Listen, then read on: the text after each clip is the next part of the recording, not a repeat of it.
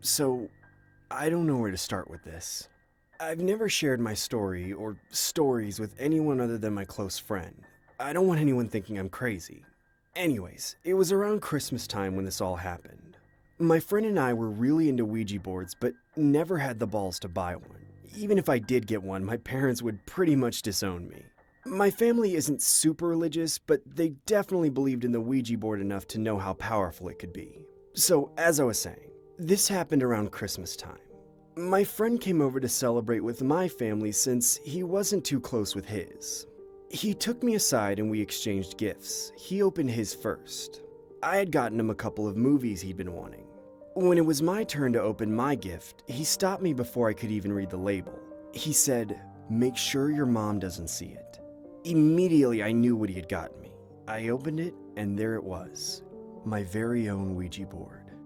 We had a Christmas cake at my place, then went to a bar nearby. After we were done, my friend offered to give me a ride. He dropped me off. I went inside, changed into some comfortable clothes, and set up the Ouija board. I've watched YouTube and read enough of other people's experiences that I knew I didn't want to play it by myself. I called one of my other friends who was looking for something to do. After what seemed like forever, she finally showed up. Let me tell you, she was not happy when she saw the Ouija board. I didn't tell her what we were going to do because I knew she wouldn't show up if I did. Eventually, I conned her into playing it with me. She only agreed to play if I asked all the questions. We sat across from each other with the board in between us. Our Christmas tree was on my left-hand side, and towards the middle of the tree, there was an ornament that looked like a little girl. She's dressed in a green cloak-type thing with a Sherpa-lined hood. My sister has a similar one, but hers is pink. Anyways, I started off with the usual opening of the circle. One of the first questions I asked was, "Is there anyone here with us?" Nothing. I then felt like something was in the room with us. I took a breath and said, "If there's anything here, move an ornament on the tree." Nothing. I said once more, "If there's anything here, move an ornament on the tree." After that, I closed my eyes for a split second when I felt the slightest breeze. Out of the corner of my eye, I see my ornament spinning counterclockwise. My friend is quick to take her hands off the planchette, and I yell at her to put her fingers back because you're never supposed to break the circle. She said she's done playing the stupid game, so I agreed to say goodbye. She leaves, I lock the door behind her, and I pack up the board. As soon as I close the box, I get a phone call. My mom is outside waiting for me to help her bring things upstairs. I rush to find a hiding spot for the board because no one knew that I had it. I quickly throw it under my bed so I could deal with it later. My mom then informs me she's going to my aunt's to spend the night, so I'll be home alone. I was a little scared about what just happened, so I called my friend asking if I could spend the night at her house. Thank goodness she didn't leave yet. I packed a few things, got my coat, and left with her. What I didn't know was, later that night, my family came back home because my sister wasn't feeling too well. She had slept in my bed since I wasn't home. The next morning when I returned, my mom looked exhausted. I asked her if she was all right. She replied, "Your sister came to my room terrified and screaming. She didn't tell you?" I said, "No, what happened?" My mom went on to say, "Your sister had a horrible nightmare. She said someone or something killed your dad. She wouldn't stop shaking and refused to sleep in your room." My eyes opened so wide. Something told me to go look under my bed, and sure enough, I was right. The lid to the box from the Ouija board was slightly open. No one knew I had it. I never asked my sister about her nightmare. After that, weird things started happening around the house. All I know is, I will never play with another Ouija board again.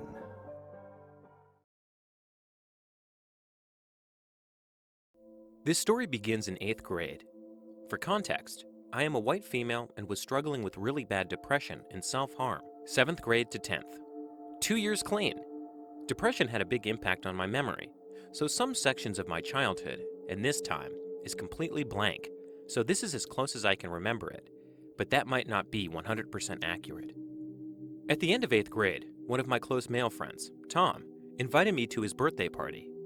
There was about 10 guys there, and me and my best friend, female. I knew about 9 of the guys there, but one I didn't recognize. This party took place in a garden playground. We played hide and go seek, tag, and capture the flag with fake swords. As the sun began to set, Tom wanted to play hide and go seek in the dark. There was a dark tunnel that went from the play structure to the rest of the park. A majority of us started to run to the tunnel to go hide. Suddenly, halfway through, hands shot out and tried to grab people's ankles. I tripped and landed on my hands and knees.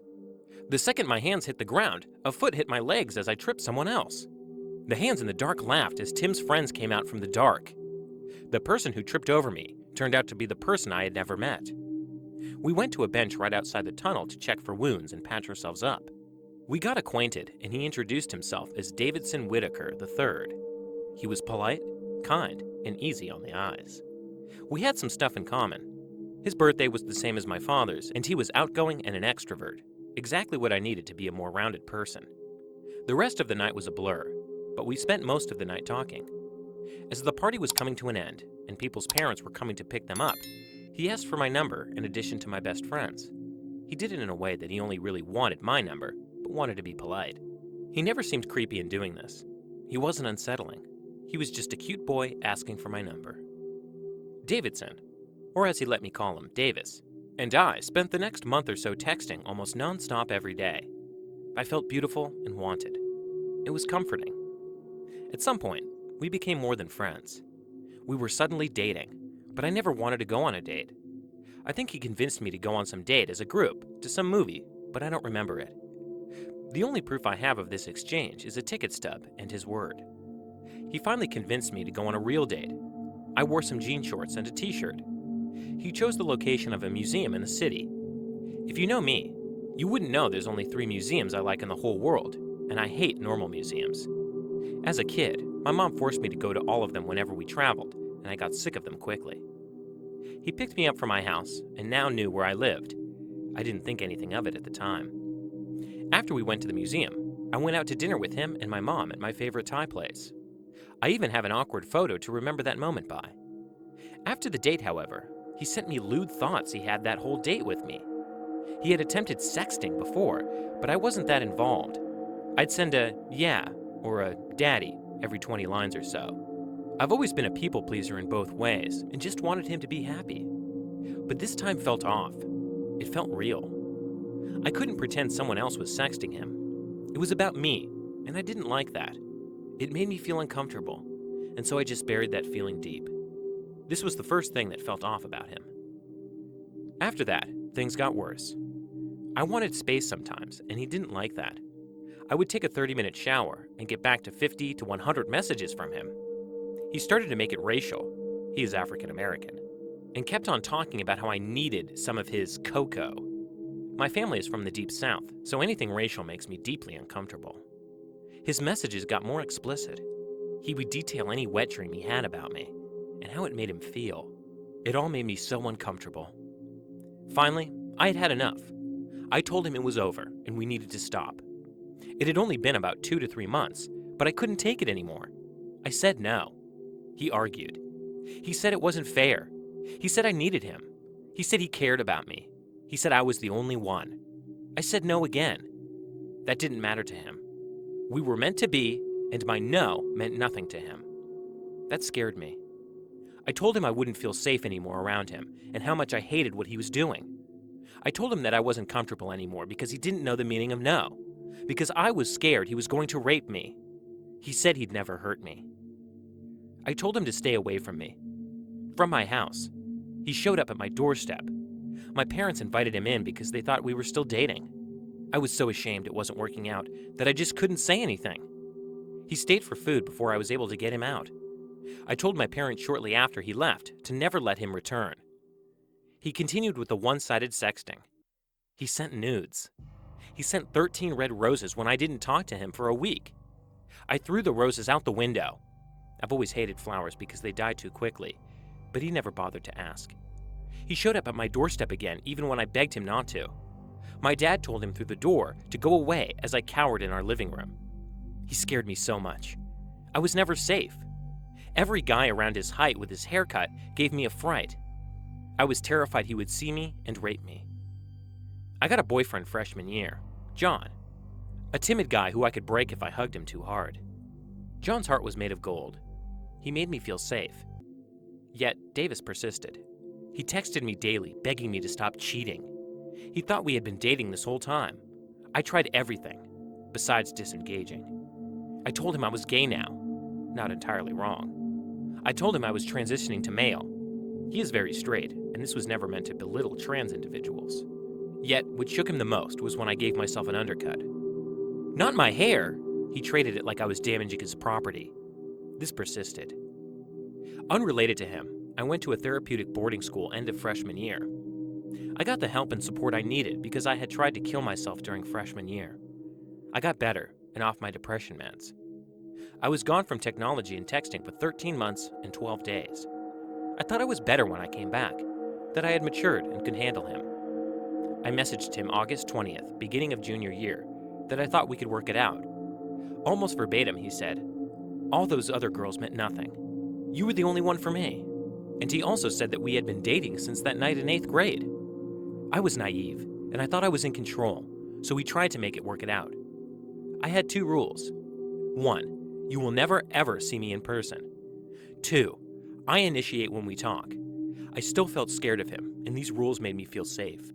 He told me he drove by my house every time he went to swim practice, and that he missed me. I was having none of it.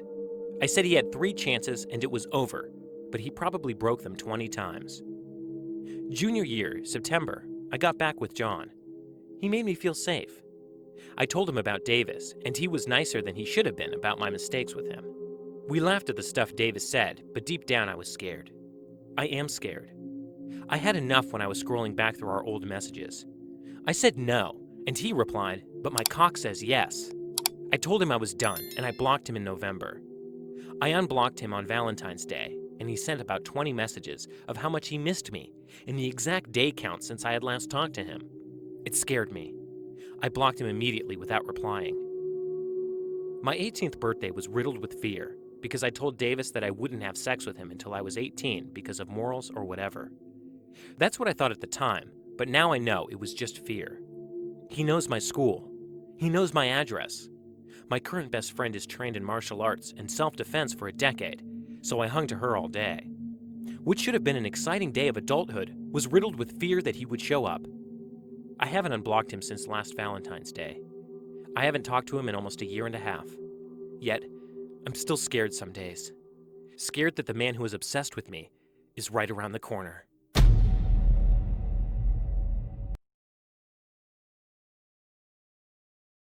This happened over 20 years ago. I was driving back home with my girlfriend at the time. It was Christmas Eve, and my mother's family used to hold a large celebration at my aunt's house in Estacada. This was my girlfriend's first time meeting with my extended family, but she got on quite well with them. We spent the majority of the afternoon and evening just talking, playing poker, opening presents, and drinking an assortment of adult beverages. My girlfriend was quite drunk by the time we had to leave, so obviously, I'd be driving us home. It was around 11 p.m. or so, and I was driving my girlfriend's car along Highway 211. Now, this stretch of road is surrounded by farms and dense patches of forest, and parts of it are unlit, but nothing to fear. I grew up in this area, so I knew this road like the back of my hand. The both of us were just driving and talking away, just 2 young lovers making the most of our moment together. There's a part of the highway that descends down an enormous hill just before crossing Deep Creek. Surrounding both sides of the road are thick forests. There are no lights. The only thing we could see was the area directly in front of our headlights.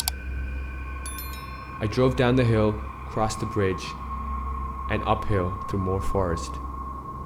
Just as the highway started to flatten out, it happens. Something sprints across the road so suddenly that I almost hit whatever it was. I slam on the brakes. I turned to my girlfriend and asked her if she saw it. She confirmed that she had, but she couldn't make out what it was. Maybe it was a coyote. They're a fairly common sight in this area, but something felt off about it. Whatever it was that ran in front of my car, it disappeared into the woods next to the road. Coyotes don't usually just dart out in front of cars. Not like that anyway. So for some reason, I decided to check it out.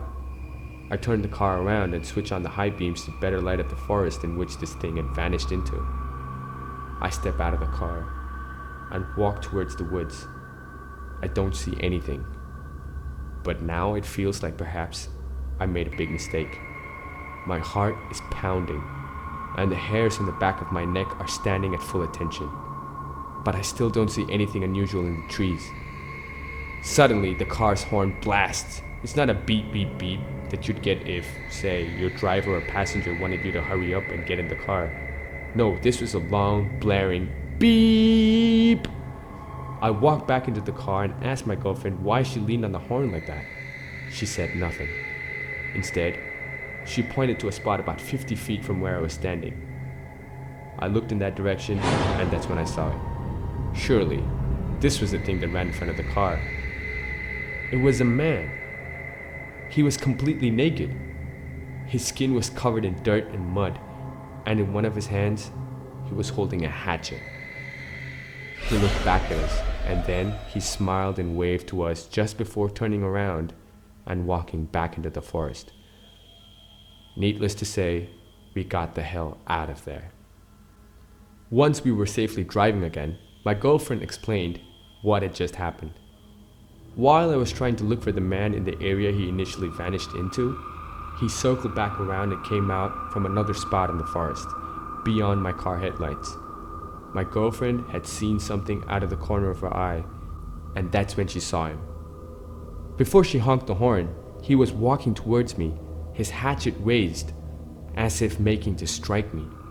We called the authorities once we got safely back home, but they never found anybody. Or they did and just didn't tell us. But the officer we spoke to explained his theory. The man was obviously looking to ambush unsuspecting lone travelers for God knows what reason. We all agreed that my girlfriend's quick thinking saved my life, as it let my potential killer know that I wasn't alone out there. I moved back into the area recently, so I now drive the highway often. No naked hatchet man sightings yet, but I can tell you that I'm definitely extra vigilant, especially near Deep Creek.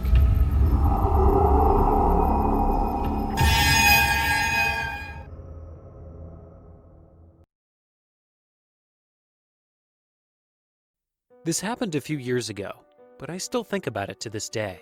I was on holiday in a city on the other side of the country, celebrating my 21st birthday with my best friend. We were having an amazing night out with a few too many drinks, and ended up meeting two guys. Let's call them Andrew and Billy. They seemed like really cool guys, and we were into them, so when they asked us to go back to their hotel room, we said yes. Obviously a silly idea, but we were young and drunk. Things were great on the way back to the hotel room. We were all laughing and having a great time. When we got to the hotel room, there were two other men there as well. Let's call them Ricky and JD, who were at least 10 to 15 years older than us. They gave us creepy vibes, but we brushed it off. We asked Andrew and Billy who these guys were, and they said that they were colleagues, as they were in the city for work, and the company paid for their rooms. So Andrew and Billy were in different rooms, but we were all partying in Andrew's room that he shared with Ricky. I got a little too drunk, and my friend put me to bed. She said she was going to Billy's room, and asked if it would be okay with Andrew, and I said yes. Keep in mind, my friend didn't have a phone either, so we basically had no way of getting in contact with each other. Another stupid thing, I know. So I'd been in bed for a while with Andrew, just talking and chilling, when he says, "I just have to pop out and I'll be right back." I assumed he meant just out of the bedroom, not out of the actual hotel room, but he left the hotel room to get something from Billy's hotel room. Anyway, I was just watching TV in the bed when the bedroom door opens, and I assumed it was Andrew. But my heart sank when it was Ricky, the weird colleague. He walked into the room and sat on the bed. Keep in mind, I'm very naked at this point, trying to cover myself with the blanket. He said, "You do realize that everyone has left you alone in here, right? It's just you all alone.